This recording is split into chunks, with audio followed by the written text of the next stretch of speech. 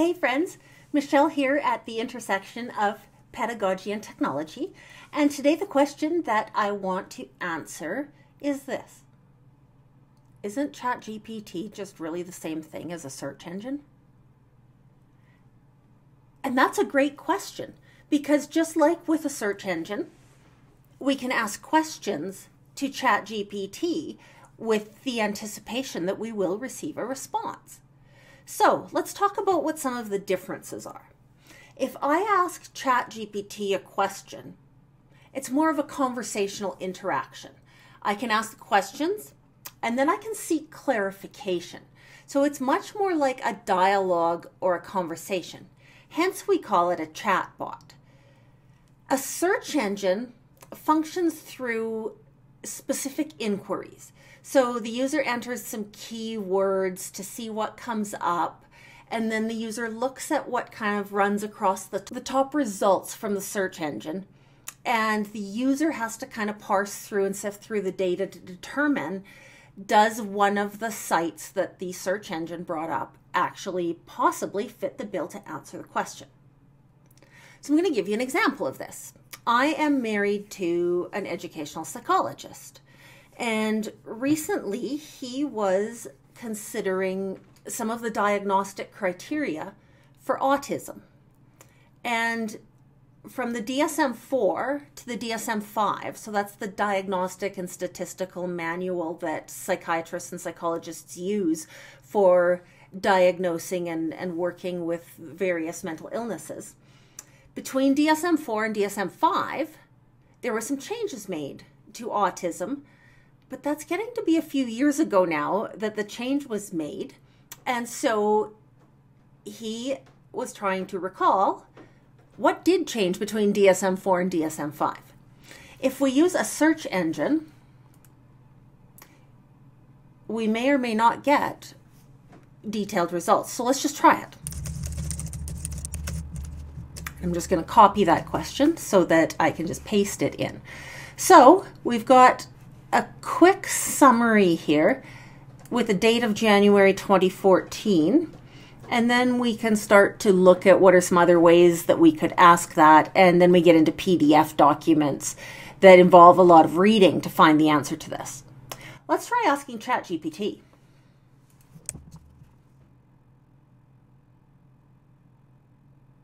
And so there it is, laid out really quickly.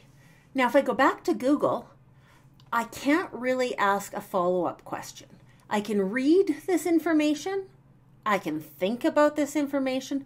There's nothing I can click on here to ascertain where this came from. So I'm going to go out on a limb and suggest that perhaps that's some of Google's artificial intelligence coming into play here.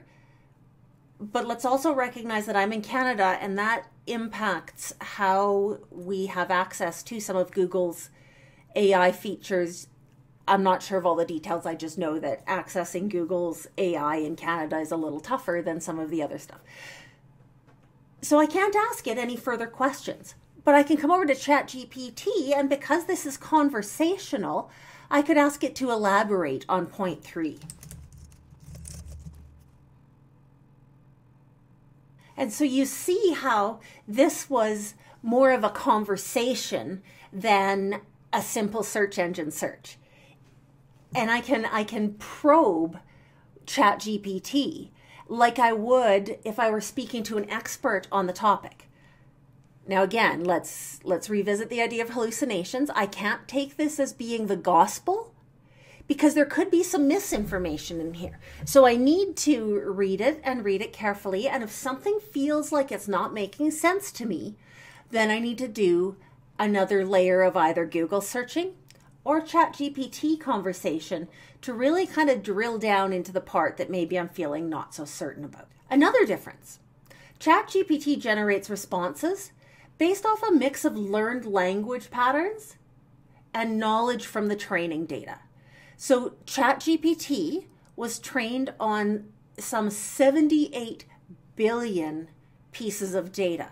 So we see it as being trained. And so it can, because it's been trained, it can create coherent, contextually relevant answers, summaries, explanations, or even stories. You will not get a search engine to create anything for you. The job of a search engine is to spider what's out there, find the content, and then present it to you, and you are tasked with going through the content. That's not the way that the chatbots work. The chatbots engage us in conversation and allow us to discuss, if you will, with a non-human who has access to all of the information up until the middle of 2021. Search engines don't create content. They retrieve content. So our search engine can only find and retrieve, where our chatbots can create original content. Now, because ChatGPT is trained on the 78 billion pieces of data that it's been trained on, it's limited to the point of where the training ended. And so with the free GPT, that's ChatGPT 3 or 3.5, its knowledge ends in the middle of 2021. So we can't expect it to be current in terms of things like current events and news and things that are going on in the world right now today. It learns as it is interacted with, but that's different than it having the training. So we've got some machine learning going on at the same time as we have a tool that's been trained into 2021. By contrast, search engines have access to the most recent stuff on the internet. So if I want to look at what the news is in Edmonton this morning, I can pull that up on a search engine. I can look at what the news is in New York or Tokyo, or I can put in some inquiry about the war that's going on in the Ukraine. ChatGPT is going to have very limited knowledge on that, if it even really has any knowledge on that. So there's a difference there. So depending on what you're wanting to do, the search engine may be the tool that you need, or the chatbot may be a better tool. It depends on what you're trying to do. ChatGPT is incredible if you are looking to have something explained.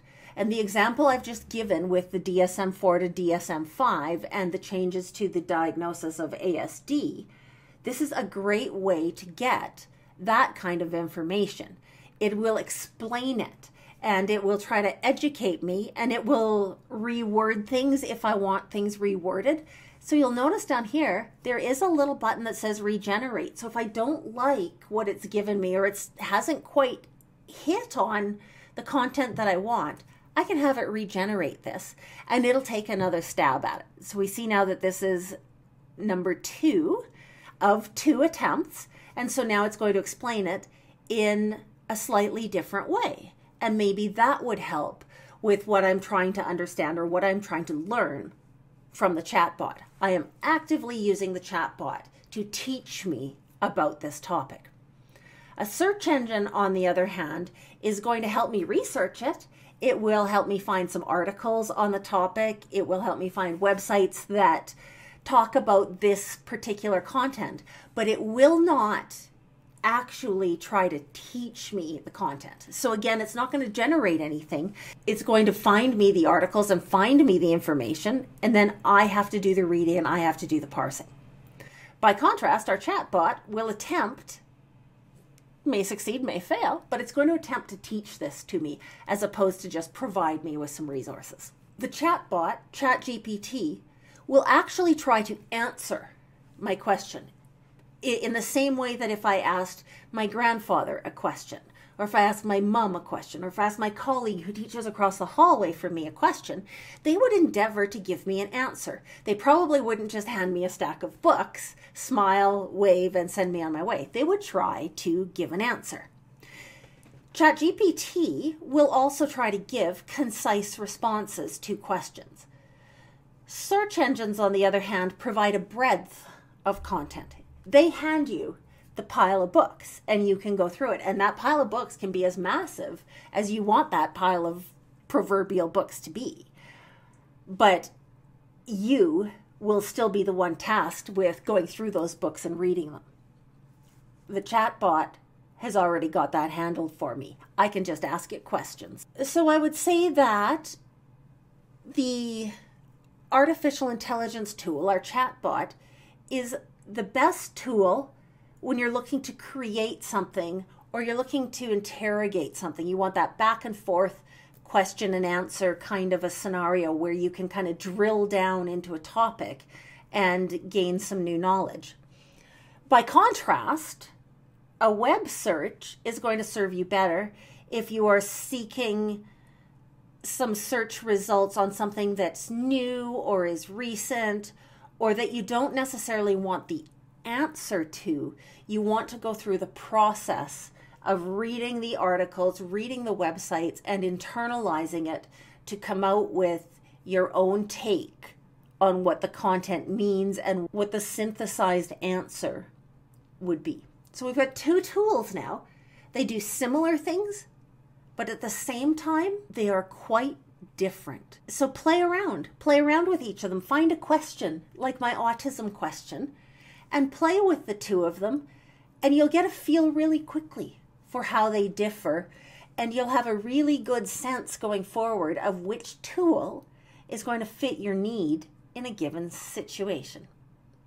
So I hope this helps answer that question, and I hope this helps you find your way with the tools to do the things you want to do in the ways that you want to do them in your classrooms and elsewhere. These tools are incredible. What an exciting time it is to be alive. I hope you enjoyed this video. Thanks for watching. Have a great day.